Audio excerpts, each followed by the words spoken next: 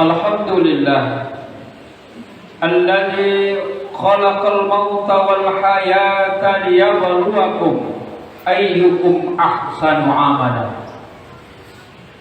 Ashhadu an la ilaha illallah wahdahu la syarika lah wa ashhadu anna Muhammadan abduhu wa rasuluhu la nabiyya ba'dah. Allahumma salli wa sallim ala sayyidina Muhammad wa ala alihi wa sahbihi ajma'in, amma ba'd. Fa ya ibadallah, usikum wa iyaya bitaqwallah wa ta'atihi la'allakum tuflihun. Qala Allah ta'ala fil Qur'anil 'azim, a'udzu billahi minasy syaithanir rajim. Bismillahirrahmanirrahim. Ya ayyuhalladzina amanu taqullaha haqqa tuqatih wa la tamutunna illa wa antum muslimun. Summa fi ayatin ukhra, a'udzu billahi minasy syaithanir rajim. Bismillahirrahmanirrahim. Ya ayyuhalladzina amanu taqullaha wal tanzur nafsum ma qaddamat lighad wattaqullaha innallaha khabirum bima ta'malun. Shadaqallahul azim wa sadaqan nabiyyul karim wa nahnu ala dzalika minas syahidin was syakirin walhamdulillahi rabbil alamin. Kaum muslimin sidang jemaah Jumat rahimakumullah, kembali kita bersyukur kehadiran Allah Subhanahu wa taala dengan mengucapkan alhamdulillah. Allah yang masih memberikan kita nikmat iman, nikmat Islam, serta nikmat kesehatan dan kesempatan, sehingga kita dapat hadir ke masjid yang mulia ini dalam rangka melaksanakan ibadah Jumat. Semoga amal ibadah kita diterima oleh Allah Subhanahu wa taala. Salawat barangkalikan dengan salam buat junjungan alam Nabi kita Muhammad sallallahu alaihi wasallam. Kita dianjurkan untuk mencontoh akhlaknya Nabi kita Muhammad sallallahu alaihi wasallam. Tujuannya untuk apa? Supaya kita mendapatkan keselamatan baik di atas dunia maupun di alam akhirat. Semoga di hari kelak kemudian kita akan mendapatkan syafaatnya. Amin ya rabbal alamin. Kaum muslimin sidang jamaah Jumat rahimakumullah. Sekarang kita di penghujung bulan Zulhijjah, tepatnya tanggal 23 Zulhijjah 1447 Hijriah. Artinya sebentar lagi kita akan memasuki tahun baru Islam 1448 Hijriah. Begitulah perjalanan hari. Hari berganti hari, minggu berganti minggu, bulan berganti bulan. Sebentar lagi tahun berganti tahun. Kita dianjurkan untuk memuhasabah diri sendiri. Artinya muhasabah adalah mengevaluasi diri, mengintrospeksi diri. Sudah sejauh mana kita beramal ibadah? Sudahkah kita mensyukuri nikmat-nikmat Allah? Kaum muslimin sidang jamaah Jumat rahimakumullah. Kehidupan ini berganti-ganti, silih berganti. Maka yang perlu kita lakukan, yang pertama muhasabah dalam niat. Marilah kita berniat dengan baik melakukan ibadah kepada Allah Subhanahu wa taala. Ini yang dikatakan oleh ulama kita. Di dalam hadis arba'in, hadis pilihan, pertama kali tentang niat. Innamal a'malu binniyat. Segala sesuatu tergantung niatnya. Kalau niatnya baik, maka insya Allah hasilnya baik. Kalau niatnya buruk, hasilnya buruk.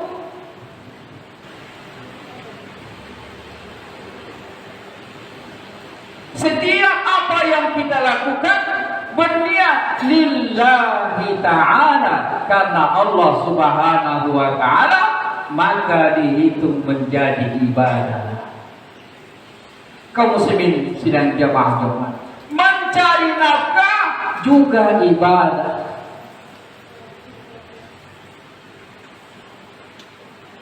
Dengan kata lain, segala sesuatu yang kita kerjakan dengan niat lillahi ta'ala, karena Allah Subhanahu wa ta'ala, maka dihitunglah ibadah.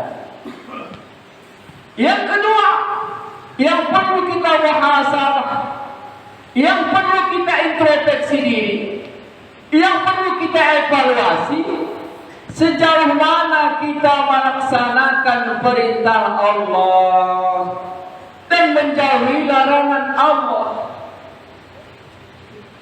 Perintah Allah sudah kita kerjakan, kewajiban kita di antaranya sholat 5 waktu. Apakah masih kita tinggalkan, atau masih terlambat melaksanakannya, atau sudah on time, tepat waktu? Terlebih-lebih bagi kita kaum bapak-bapak, sholatnya di masjid. Karena perkara sholat ini adalah amalan pertama kali nanti akan dihisab oleh Allah Subhanahu wa ta'ala. Kalau sholatnya baik, maka ibadah yang lain pun baik. Tapi kalau sholatnya bermasalah, maka ibadah yang lain pun ikut bermasalah. Dunia ini bukan tempat balasannya, nanti di akhir akan dibalas, akan diganjar oleh Allah Subhanahu wa ta'ala dari apa yang telah kita perbuat, beramal saleh di atas dunia ini.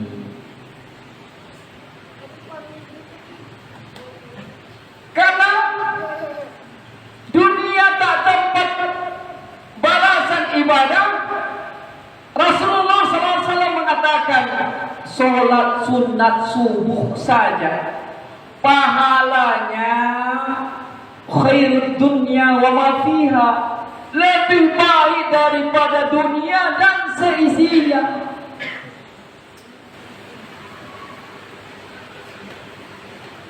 Berapa banyak orang melaksanakan sholat sunat saja sebelum subuh, tak terhitung besarnya. Apalagi sholat wajib.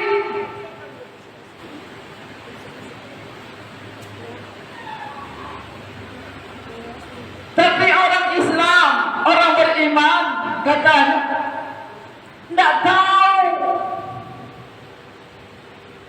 masalah pahala yang akan diterima, masih banyak meninggalkan sholat, masih banyak yang melalaikan sholat.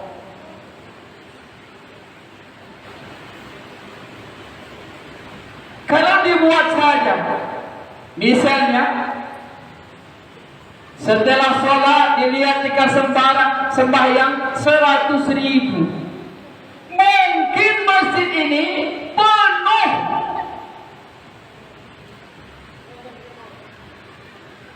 Habis dikapling orang. Tapi tidak, kaum muslimin sidang jamaah Jumat, Allah balas nanti di akhirat.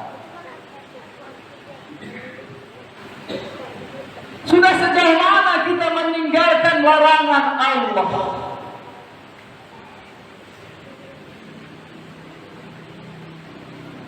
Kalau perintah sesanggup kita, tapi kalau larangan Allah harus ditinggalkan.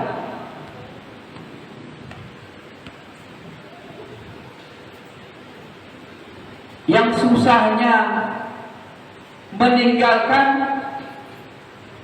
larangan Allah dari segi penyakit hati.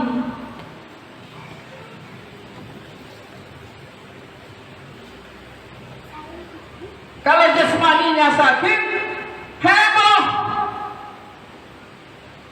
berusaha mengobatinya, sampai ada yang pergi ke pena.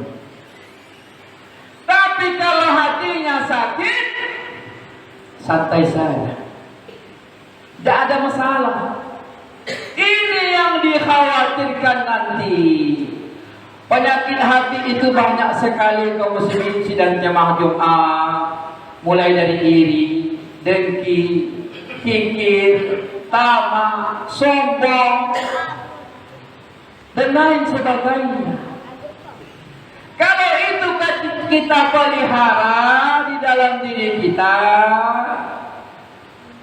maka Allah akan hisab nanti di akhirat. Kaum muslimin sidang jamaah Jumat rahimakumullah. Yang ketiga, yang terakhir, yang harus kita hisab, berapa sudah umur kita? 60, 70 tahun.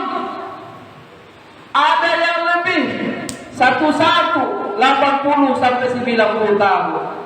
Itu udah hebat. Dunia ini bukan untuk tempat kita selama-lamanya. Pasti setiap yang bernyawa merasakan mati. Kullu nafsin za'iqatul maut. Sudah berapa lama kita beribadah? Sudah berapa banyak kita syukuri nikmat yang diberikan oleh Allah Subhanahu wa ta'ala? Ini akan dihitung nanti. Kaum muslimin sidang jemaah Jumat rahimakumullah. Belum ada orang yang sudah meninggal dunia hidup kembali. Terlebih-lagi yang sudah di alam kubur, bangun menyampaikan kepada kita tidak ada. Artinya, kalau tidak kita persiapkan untuk kampung akhirat kita, maka penyesalanlah yang akan datang. Dia minta dihidupkan kembali, ya laitani qaddamtu li hayati. Wahai Tuhanku, kembalikan aku ke atas dunia supaya aku beramal saleh, supaya aku bersedekah. Dia minta kepada Allah, tapi tidak, bukan saatnya untuk meminta. Sekarang kata Allah, saatnya untuk dihisab. Hasibu anfusakum qabla an tuhasabu. Kata Khalifah Umar bin Khattab, hitung-hitunglah dirimu sebelum Allah akan memperhitungkanmu. Manusia yang cerdas bisa menghitung amal ibadahnya sebelum nanti dia masuk ke alam akhirat. Ia akan bertanggungjawabkan apa yang dilakukannya di atas dunia. Inilah dikatakan Allah dalam Quran surah Al-Hasyr ayat 18. Ya ayyuhalladzina amanu taqullah. Wahai orang-orang yang beriman, bertakwalah kepada Allah. Wal tanzur nafsum ma qaddamat istighfar, dan hendaklah setiap diri memperhatikan apa yang diperbuatnya untuk hari esoknya. Kata pasal kita, hari esok di sana adalah hari akhirat. Jangan sampai kita menyesal. Gajah mati meninggalkan gading, harimau mati meninggalkan belang, manusia mati meninggalkan nama. Jangan nama yang buruk yang diingat orang tentang kita, tapi diingatlah kita telah membuat yang baik di atas dunia. Nama yang baik disebut-sebut orang. Hidup di atas dunia hanya sekali, tak pernah berulang kali. Mari kita gunakan sebaik-baiknya untuk meraih ridha Allah Subhanahu wa taala. Semoga khutbah yang singkat ini bermanfaat dan memberi motivasi kepada kita semua untuk selalu beramal saleh. Barakallahu li wa lakum fil Qur'anil azim wa nafa'ani wa iyyakum bima fihi minal ayati wa zikril hakim. Aqulu qawli hadza wa astaghfirullah innahu huwal ghafurur rahim.